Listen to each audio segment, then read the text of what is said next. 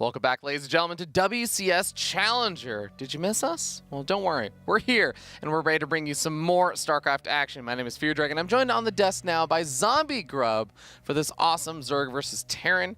How you feeling about this match? I am feeling amazing about this match. TvZ is literally the best matchup ever created in the history of StarCraft for the last 20 years. Okay, that's your opinion. It's a fact. uThermal versus Lambo should be a pretty exciting and cool one, though, because I think both these guys have a pretty fun play style. Lambo, I think a player that actually does, he thinks really, really well about like a lot of the different matchups. He plans out his series really, really well. And uThermal has, I think, also like a pretty fun and aggressive play style. Yeah, well, I like, besides, you know, the little meme there of TvZ, it is a fun matchup, but there's actually a lot of history between these two players. And just, they're both interesting characters and stories to actually watch unfold in Challenger. But I want to just highlight here that this is a rematch from WCS Spring, where they went to all 5 games. It was really close. All right. Well, our first map has already been picked out. It's going to be Thunderbird as we start down here in the bottom right-hand corner of the map, top of the red Zerg player. Put your hands together for Lambo. Still representing Team Clash. Really, we should say put your hands together, like, you know, repetitively. Well, I don't want you to clap. I just want you to put your hands together and pray for him. Oh, okay. There you go. Because in the top left, he's facing this guy. It is the blue Terran, uThermal.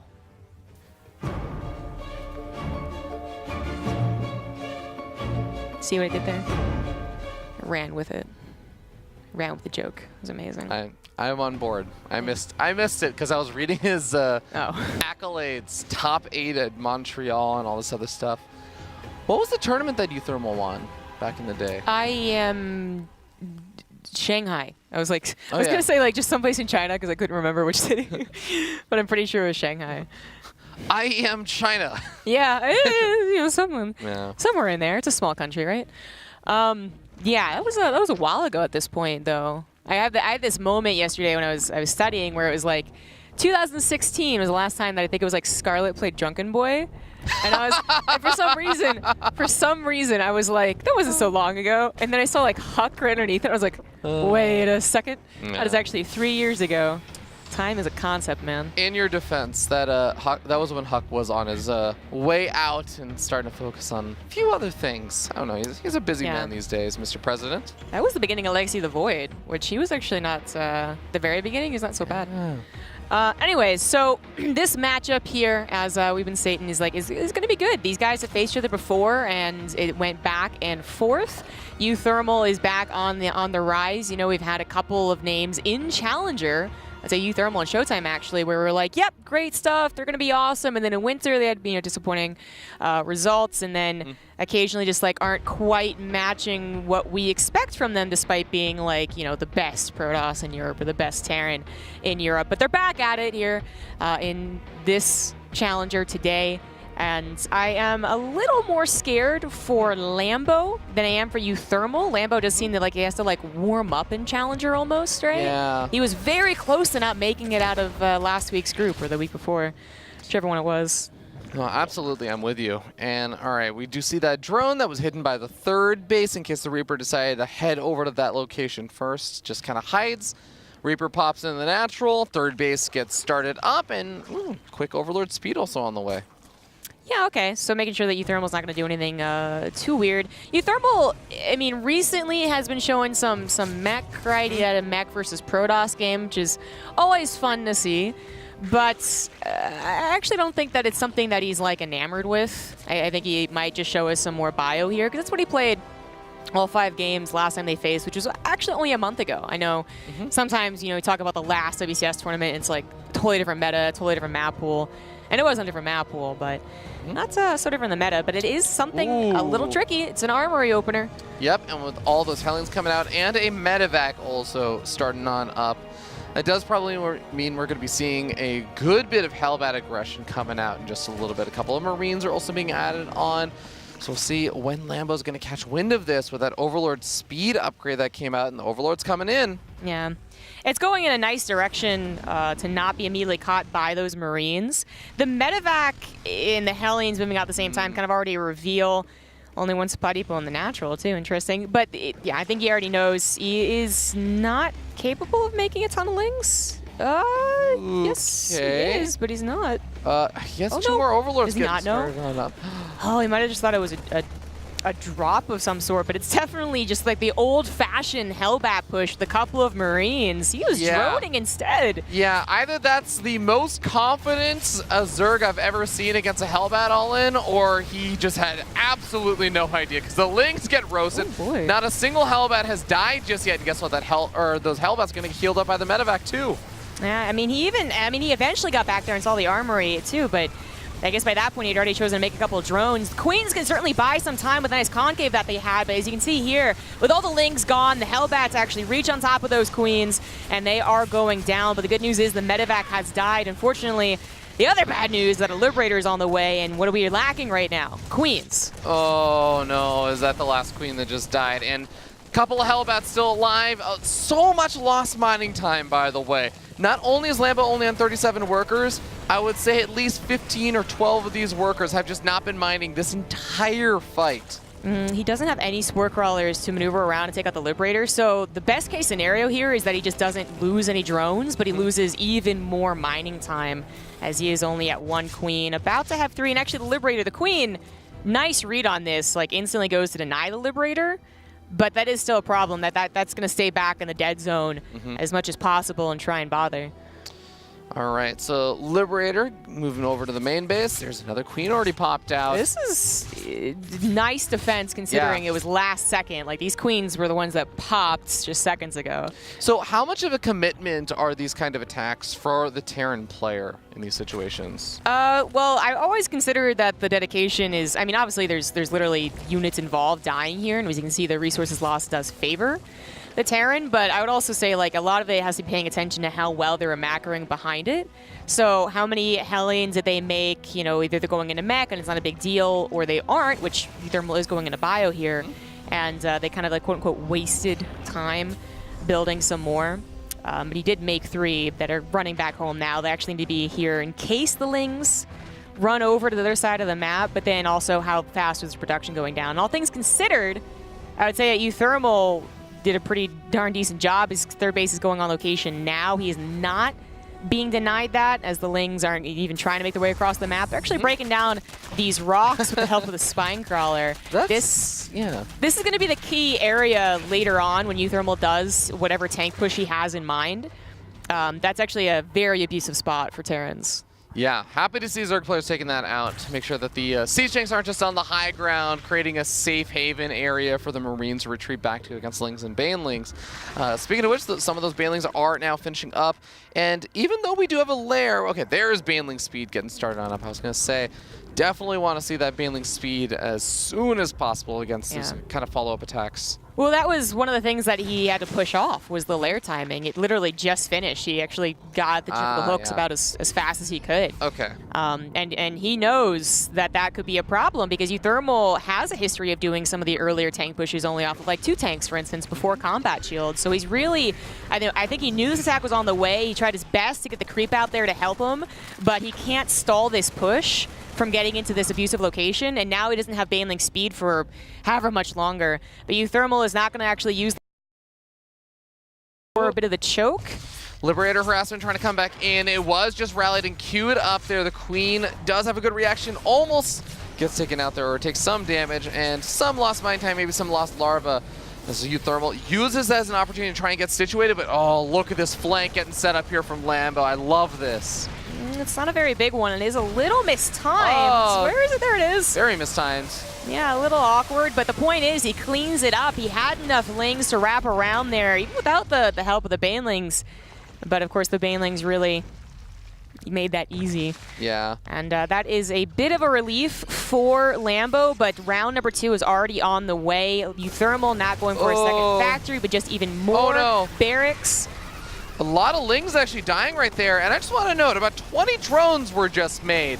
So that's 20 or 20 less larva used on Lings, and that might kind of be what Lambo needs to keep this base alive. That is a very big deal. You're absolutely right about that. I also wouldn't be surprised if he starts to run out of larva with no macro hatchery here. The Queen's taking the brunt of this attack. It will not be available later for more creep spread, but he needs to deal with the attack first before he can even think about that. Okay, Banelings roll into the siege tank. That means that the Marines are left very much alive and healthy, and they're going to stutter step forward, taking out that hatchery. This was an important base right here for Lambo. He cannot afford to lose that, but a couple of Lings do manage to find the siege tank. Don't quite get it, and the Marines are just going to go back in to finish the job. Yeah, I mean, there's another wave of units coming out here for uThermal anyways. The style that he's been showing, that he's playing right now, it's wave after wave of more Marines than you think is possible. GG, uThermal taking game number 1 with the help of that Hellbat attack into what, you know, an attack that the 2 tank push was cleaned up, but that style that he plays, especially when he's allowed to ramp up like that, it's supposed to wear out the Zerg and especially catch them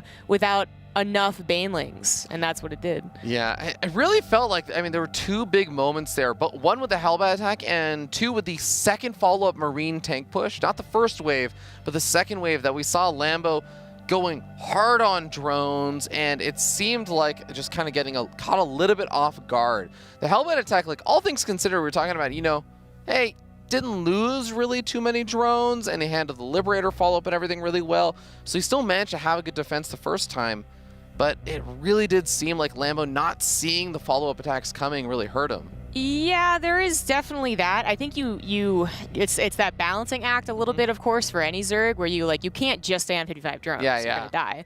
But I do think 81 was too high. I think he was happy about squashing that first push and was, you know, a lot of Zergs do this. I mean, usually a little more control, but they're just like, okay, time to spam the drone button. Yeah. But I think that was a bit too much. But even then, let's say that he only makes 71 drones. So he has 10 larvae, it's 20 more Lings.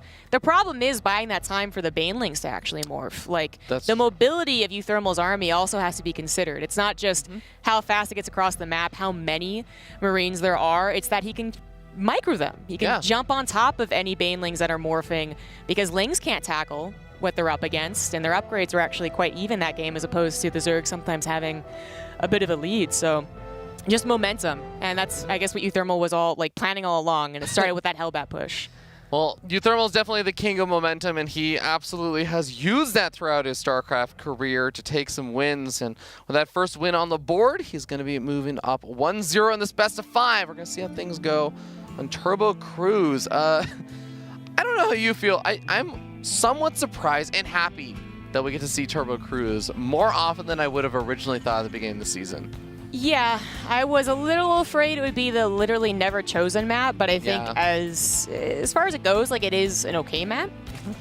It does require a bit of extra consideration for your army movement, so you don't go through the middle if you don't plan to. But how many games have you seen that have been heavily affected by those slow inhibitor zones in the center? I assume you mean professional games. Yes, professional. Mine all the time. No, I professionally no, but I think that is more to do with they don't want to use it, so they are considering it, so we don't see it. Yeah, exactly. Like, they're considering it in their game plan. Ooh. Speaking of game plan, we do already have the first 2 barracks being thrown up over here for uThermal, creating that usual wall that we see very often for a good old 3-rack Reaper, but so far it's just the 2 barracks. I'd be surprised if he, I mean, I guess we always say we'll be surprised if he does a 3-rack Reaper, but then he did twice. I think back to the some of the old days where it'd be sometimes you'd have the 3-rack Reaper, then sometimes it was 2-rack Reaper, or am I totally misremembering? No, sometimes there were some I'm kind of macroing here. But it is usually all the way up to the 3-racks. These days, yeah. And that's what he's doing. So the reason that I'm even more hesitant to say that he was really going to do this is that it's cool on New Repugnancy, which is actually what we saw him do it, and it's super effective there because it's a shorter map and it has a lot of cliff space. Turbo Cruise has an okay amount of cliff space, but it is a long map that even if you go right through the middle, that's when the inhibitor zone shows themselves. So. Yeah. Well, Reaper will eventually get there, and looks like that drone heading over to become the third. It's going to hide in the corner until he has 300 resources because he wants to avoid that first Reaper. The first Reaper is not the Reaper that looks tricky, by the way. This is not enough of a reveal. It's not like that Reaper pops in and Lambo says, oh, it's a 3-Rax Reaper. It is going to be when the second Reaper arrives, it says, oh, okay, I see what you're doing. Yeah. And that Overlord that is just put on that inhibitor zone is the one that sees second Reaper. He didn't even try to really go across the map to get an Overlord for some scouting, so it would have taken forever. But with the, like, Reapers are all about momentum. Probably going to be using that word a lot in this series. And if Lambo were to get even 1 or 2 here with the distance the Reapers have to travel, it would, I feel like, just absolutely cut it. And, you know, the power wouldn't be there. But so far, so good for uThermal, keeping them alive. Whoa, getting a queen pretty low on hit points as well. Now that other queen that's very healthy is starting to build up energy, but it's still a solid 20 away from a transfuse, and actually just decides to go for the larva inject instead to get out more and more of these Zerglings. Zergling speed about to finish, and that is one of the big breaking points here for a Zerg player to maybe jump on those Reapers. Yeah, he wants to just nip this in the bud, you know. He's not going to play around trying to get a faster upgrade and wait for these Reapers to get to a count of 10. Ooh. He actually catches them. The grenade almost opened up a pathway, but not really. That is a catch, grabbing quite a few of the Reapers and forcing every other one, even that last one, going down. Maybe some more. Yeah. Yeah, that's now Lambo can go back to droning. He didn't use all of his lings to kill that, so he could still feel pretty safe.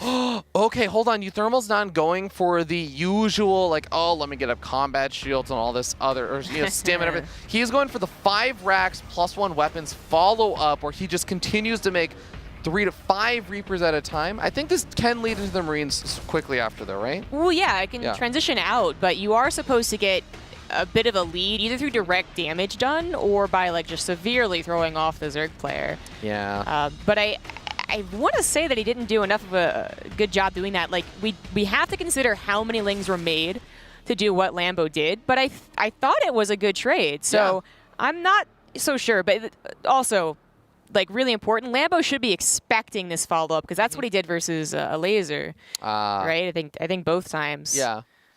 All right, well, we'll see if these Reapers are going to find an opportunity to jump in once again. Those inhibitor zones really do make things a little bit more difficult movement-wise, but a lot more lings being made here for Lambo. Now that he's gotten up to a solid 38 workers. Going to just try and sneak in drones between the massive waves of lings that he's been making. Yeah, like another 20 lings come out, which, yeah, could have been in another game 10 more drones. So it is keeping Lambo on a low economy for this matchup, as uThermal does have the ability to transition into Marines. He's also getting a 3rd CC. Doesn't have to worry about counters. Yeah, he's also gearing up, it looks like, for this flank with these lings just above the Reapers, while the rest of the lings try and come in from the front, I guess, for the defense. So if he's able to get that wraparound, that could be pretty massive. Even with the grenades, that really does manage to get a lot of pickoffs, and here we are.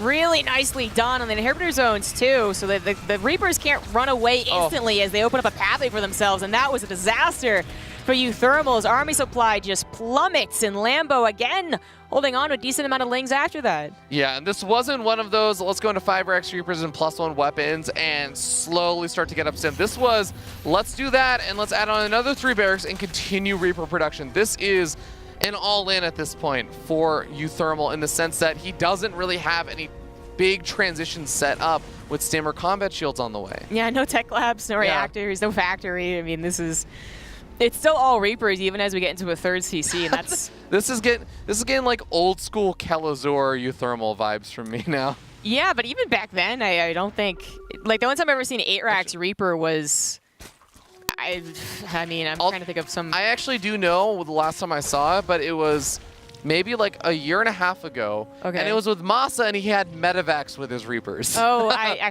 do kind of remember that. Gumiho is also doing some of that too. Well, he's getting a factory. Maybe he's thinking about it. Yeah, maybe, yeah. He's like, you know what, Fear Dragon, Medivacs sound pretty good. The healing just isn't fast enough anymore. Yeah. By the way, I feel like I'm like figuring out why this could be a cool thing on Turbo Cruise, you know, the Reapers.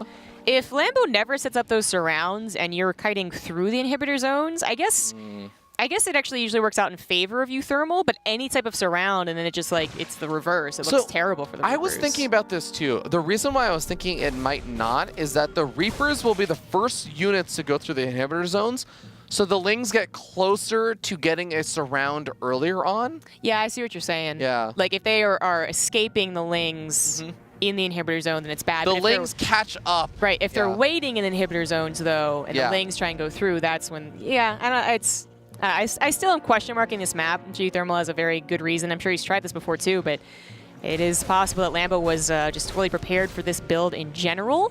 But I don't think it's ever gone this far. So is he prepared for like 25 Reapers with 1-1? Yeah, that's a good question. This is, I mean, I'm gonna steal one from the NA boys and say like, this is one of those moves where you look at it and you're like, wait, why would you do that as the follow-up? I'm not ready for that. That wasn't one of the options I thought was on the table. Right. This is when Idro's just like, I only lost the game because this guy's stupid. Yeah.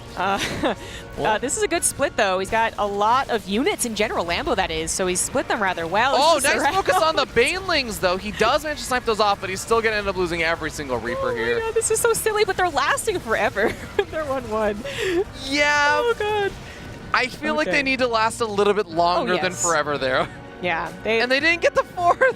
No, they didn't. Oh.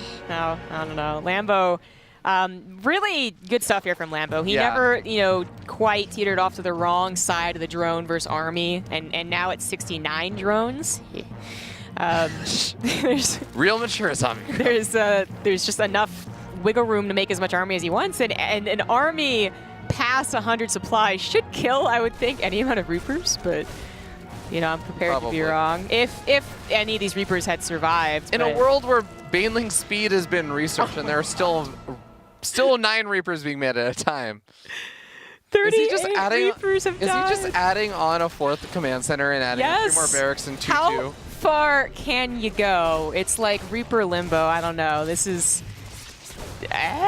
why? So zombie. Oh no, Baneling flank. Okay, is that gonna be the game point? That is, yeah.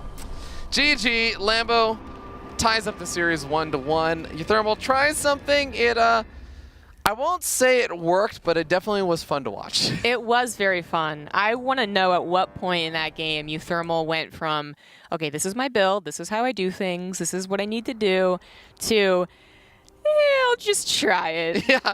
uThermal is absolutely the kind of player who will be like, I think I'm dead, but let's see what I can do. I can just imagine him streaming it, actually, and his commentary on it. Yeah. That was a little memey towards the last couple minutes there. A little bit. Yeah, but... 2-2 Reapers. Have you ever seen a 3-3 Reaper? No. Yeah. I don't think so. Well, maybe that's actually a lie, because there's always that accidental Reaper that's made from Terrans in the late game. I don't get me started, because I could go off on a whole thing about how I think late game, like 1 or 2 late game Reapers with a grenade could be really cool in engagements, but I won't get started on that. Your whole proof is the GSL finals with Gumiho when he used his grenades to blow apart the Baneling so his Marines could jump on top of him. And they're like, yes, Fear Dragon, that did work. Yeah. That one time. Look, I'm not going to get started on it because we got game number 3 coming on up. It's going to be on Kairos Junction. uThermal was a player. It's also very important to note that there were 3 players, I think, that made their names off of the Reapers. Beyond is one of them that I think a lot of people know. Then there's uThermal and also Kelazor. Kelazor obviously not playing, neither is Optimus.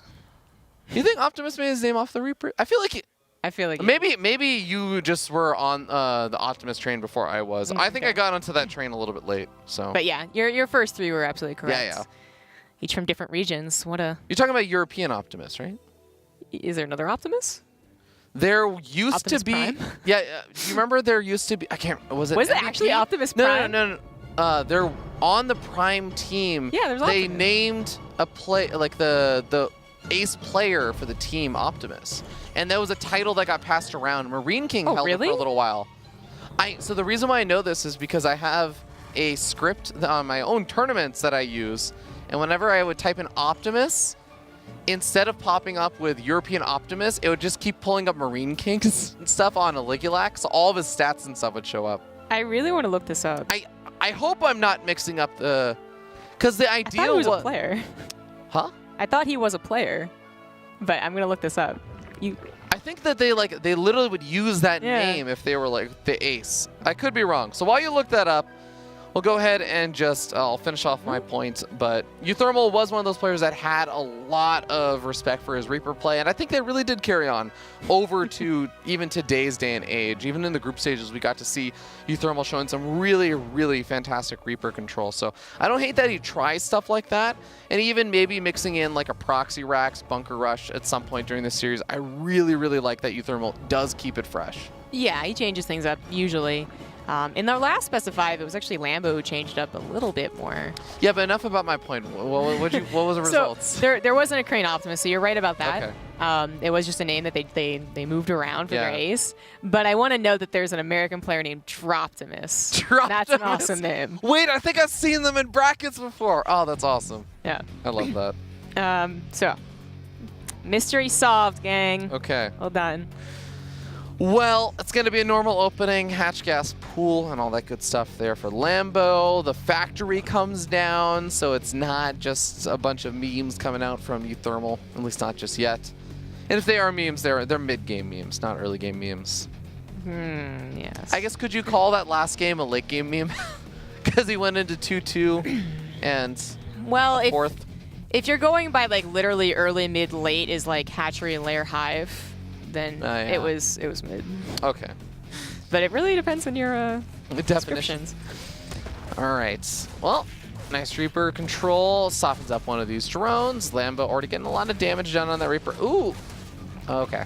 I think Lambo was actually trying to go for the Evo Chamber block there to try and wall in that Reaper for a second. Because he started positioning it over in the top left-hand side of the minerals. That would have been awesome, just as this Reaper denying that creep. Yeah. Teamer was awesome. Oh, that was literally had right there. As the Reaper survives, uThermal was on Reddit, actually, with a really cool Reaper grenade against Protoss. Yeah. Micro can be something. Turns out Reaper grenades are actually pretty useful across just the early stages of the game. I remember on Bridgehead when you could pop over the rocks, I guess it was. Tell me more about Bridgehead. Was there a bridge on Bridgehead? No. I mean, there was. Not that I remember it. I remember being pinned back. Was that the Tasteless map from BlizzCon where every single game at BlizzCon, Tasteless would explain the bridge on one of those maps? It might have been. I just remember that the actual space in your main and natural was like skinny, so you couldn't defend against Mutas super reliably. It was very annoying.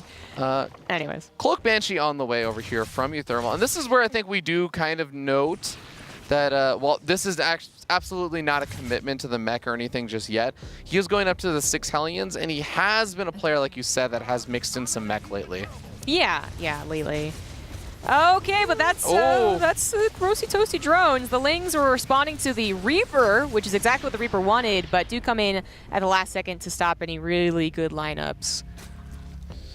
All right, so only 4 drones really end up going down over there. uThermal getting some good scouting information as well with the Reaper hitting to the main. And there's the 3rd CC on the way. Banshee makes its way across the map. We're going to wait to see what is that next round of production buildings that uThermal decides to make soon. So he has no tech lab on his barracks, which with this much Hellion production, I would say means mech. He has to produce a couple of Hellions, though, just post that sacrifice, because if you don't, you're like stuck in your natural for quite some time. So we'll see. Maybe it is just a bit delayed because he had to make extra Hellions. Yep. Bitch takes a lot of damage there, and no Spore Crawler with the natural. That's actually pretty nice. I guess the Hellion harassment did some good damage in that sense. So now this Banshee starts really sagging a bunch of kills. Spore Crawler will finish burrowing, and that's going to be a dead Banshee, but hey, 6 workers, not too shabby.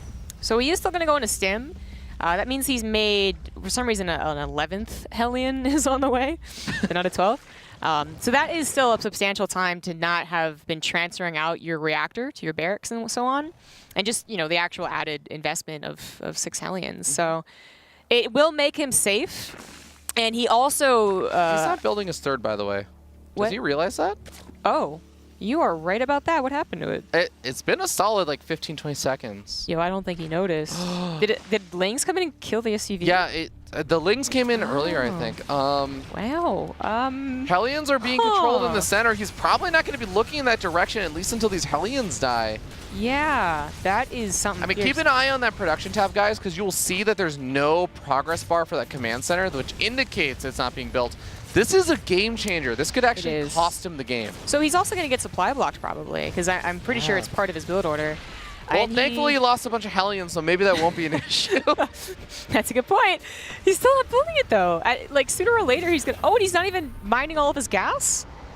These Hellion run-bys have not been worth these mistakes. Oh, he finally notices. So this third command center is going to finish almost like a minute and a half to 2 minutes late. That is a massive deal.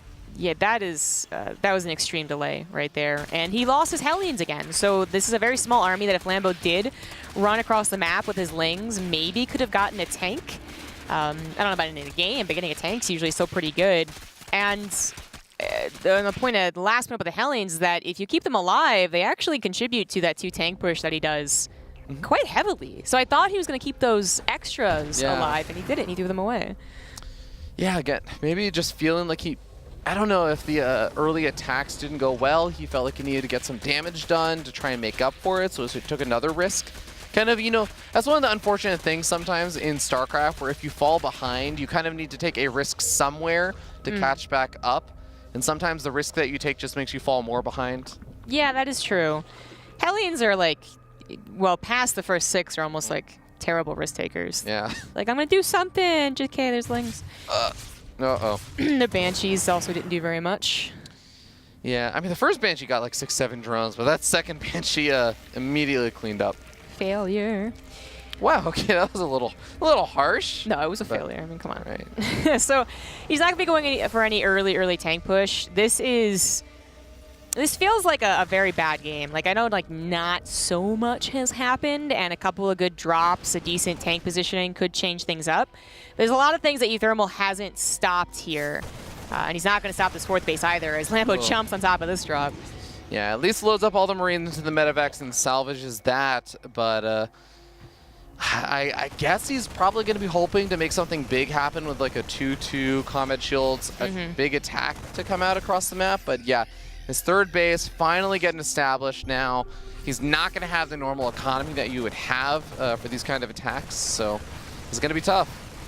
He will still have a powerful 2-2 attack, but I think the issue here is that Lambo got to that ideal workers, the ideal hatcheries a lot faster, but then especially that creep spread has actually been able to be pushed pretty far. If he loses this 5th base, because this actually isn't a ton of creep spread, and this is a nice spot for tanks, I think he'd be okay with that, as the rest of the map is still his, and he still has another 4th base. All right, well, uThermal's actually getting pretty far forward, and these siege tanks, like you said, don't have to worry that much about too much creep, although there is that one active creep tumor that's actually spreading creep a good bit further. uThermal missing, okay, now he's going to clean it up, but that actually might have just bought Lambo a little bit more time to get up some more units and potentially contest this. And once again, uThermal is like, he's not adding on a 2nd factory, although he is bothering it an upgrade. He is just going as many Marines as possible. 1 tank, he's going to be good enough. Yeah, a decent number of Marines there at a choke point, and Marines move out of the choke point. Oh god, that siege taking so many bailing hits. I really like this decision from Lambo to go for the run by as opposed to defending his 5th base, by the way. He just entirely gave that up. And will now have an opportunity to get even more surround potential as uThermal heads towards his 3rd. Yeah, he's remaking some of the banelings. He's still got 17 left alive and has, like you said, a lot more creep spread to work with this time.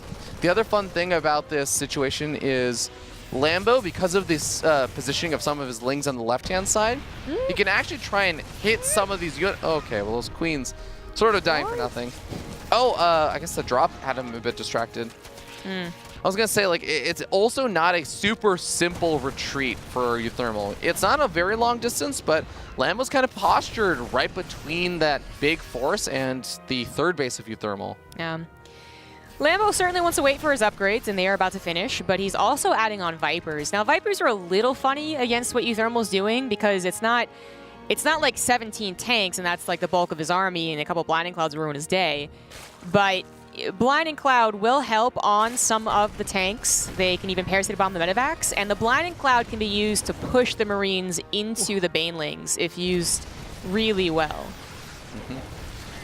All right, some of these Marines starting to lose their lives here to the Lings, to the Banelings. They're just continuing to poke and prod. They might actually be able to snag another Queen over here. They're getting very close to it, which I think on top of the Queen, sniped off in the main base.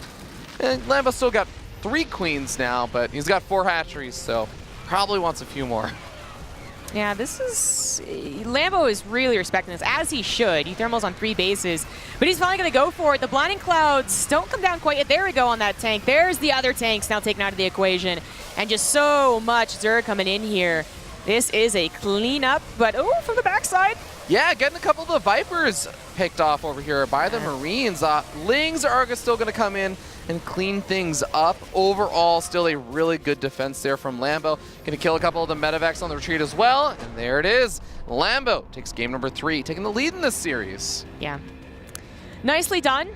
He absolutely should respect that push, and for many reasons, but I think the biggest one is that you make one mistake and then suddenly the Marines do jump on top of you, where usually a lot of some other styles are like, well, I made a mistake, but I got creep spread, and he has to resiege his tanks, and it'll take a while. Now, one mistake, and that could have been bad for Lambo, but he respected the push, and he otherwise had a really great start. I think uThermal was probably a little frustrated with himself that game. He made too many mistakes when his build order is really supposed to be quite crisp. Not just to be successful, but just that's what he would expect of himself.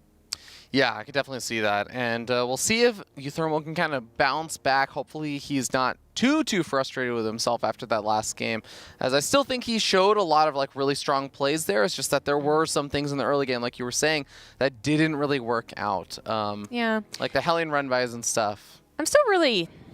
him throwing away the extra 6 Hellions is something I hadn't seen from him before. If you make 2 to 4 extra because you're like, well, if I don't, then these Lings will just come over and I don't get my 3rd on time. Okay. And then use them as Hellbats. But to make 6 and actually 7 extra, and then to use them again so offensively, that was really surprising. I don't know if that was a last-second change-up in his mind, as you were talking about, maybe he thought he had to take another risk. Yeah. But that kind of started it for me. And that was a big reason as to why his CC wasn't building. So... that was something I don't think we'll see again, that specific choice. Otherwise, I think uThermal will continue to use these 3 base, 1 factory, 8 racks, I think, pushes. Okay. He's quite good with them, and that's what he was doing against Lambo last time they faced. All right, we'll see if he can turn the series around. Our next map is going to be Acropolis. And remember that the winner of this series is going to move on to the top 4. The semifinals, which also includes, again, that seed into WCS Summer. It means that your flight and hotel and everything get paid for. You're going to be joining the likes of Serral. You'll unfortunately have to face off versus Serral now in the semifinals. But I think a lot of the players consider reaching that top 4 as their big goal. Yeah, absolutely. To actually have everything paid for, even though these guys are obviously European. That's why they're here. It's still very, very nice, and they get the seed, and I also think that there's just their expectations for themselves, right? If Serral had lost against Drogo, it would have been the talk of the town for a little while, but it also would. It's just it's not supposed to happen. He's not supposed to have to pay his own way to Kiev. What's up with that? Yeah, I remember the last time that had to happen. That happened to Neve during his year of domination, 2017. Yeah, I think. And I remember how everyone was so surprised by that. It was nuts, and Neeb still ended up doing pretty well at the event, but still pretty nuts. So we will have proxy racks, which is great to see. uThermal didn't use this against Lambo last time, but there was a series of uThermal versus Raynor recently, and after Raynor took the 2-0 victory in a best of 5, uThermal just kept 2-raxing and 3-raxing them. He almost... It's just I'm done. I don't want to go back to ladder. Yeah. But whereas Raynor has shown overall a weakness to proxy raxes, I don't think I've seen the same thing from Lambo, but hey, it can work against anyone, basically, and we do have Lambo not going to be able to scout it, even if he was scouting specifically for this. It's so far away. So I haven't been paying too much attention to the specific Overlord positioning and everything on any map except for Turbo Cruise. Has Lambo actually been scouting around very much with the Overlords on these maps? I'm with you. I only paid attention to the one on Turbo Cruise. Yeah. So I think what he has been doing is leaving the Overlord in a position to scout the SCVs that would come from a barracks build. So that might be what he's doing here, but he's actually sending like both of his Overlords in this direction. We'll see how far he gets. Oh, this is the 4-Rex. Yeah, with how far away this is, I gotta expect it is just a one punch and like I hope I win. Because if you're gonna do the slow build up from this far away, I don't know. But it's gonna be scouted. It is maybe gonna be able to grab that Overlord, but it would have to do it like ASAP and then it's gotta get going. It's all about speed. And if Lambo is really smart about the... Okay, he's not going to turn around the Overlord. If you're really, really on point about it, your Overlord can see the buildings without the buildings or the Marines just seeing your Overlord. So you can actually retreat out without giving away that you saw the barracks. But looks like that Overlord will still get away because uThermal's not even going to bother with it. He heads straight over to that natural, trying to get some damage on. We see the Roach Horn being thrown down and Spinecrawler getting started up to buy some time. So Lambo did not see the 4th barracks officially, but he saw a Marine come from that direction. It actually wasn't done, but I don't know what he's reading into this.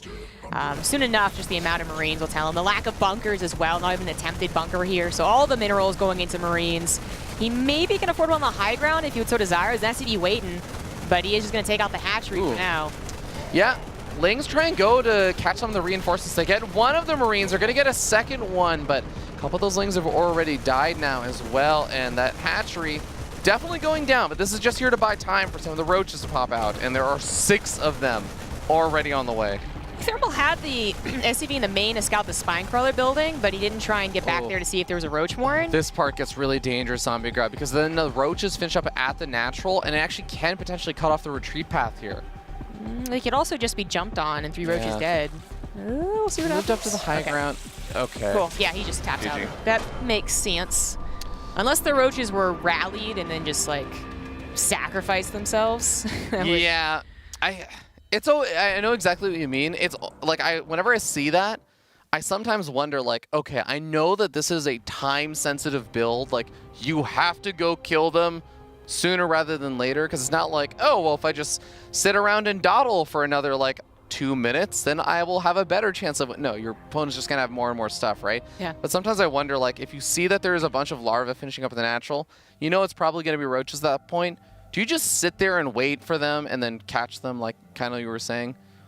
Well, I think the problem with that is that if you're waiting outside and you kill 3 roaches, you still have to walk up the ramp, and we're talking about slow Marines. That is extra crucial seconds. Yeah. I think just with a Spinecrawler and him having to take time to kill the hatchery, I already felt that was game over. Yeah. With a 4-Rax, you're supposed to just kind of like blitz them, catch their production, and hope that you win. But it was scouted.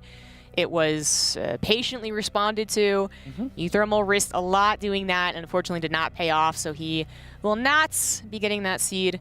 Not going to the round of 4. Lambo, I mean, this is definitely not an upset, but to get a 3-1 was not what I was expecting. I thought 3-2 either way. Yeah. At least. Well, hopefully we'll see more of uThermal still at WCS Summer. Like you were saying, even if you don't get that top 4 spot, you still oftentimes, more often than not, see a lot of these guys making it to WCS Summer. But that is going to set us up for our first semifinals match, Cyril versus Lambo in a good old ZVZ, because we haven't had any mirror matchups scheduled today. So, following this series up is actually going to be Showtime versus a Laser. That's going to be an awesome PvZ. Don't go anywhere. That's going to be one you don't want to miss.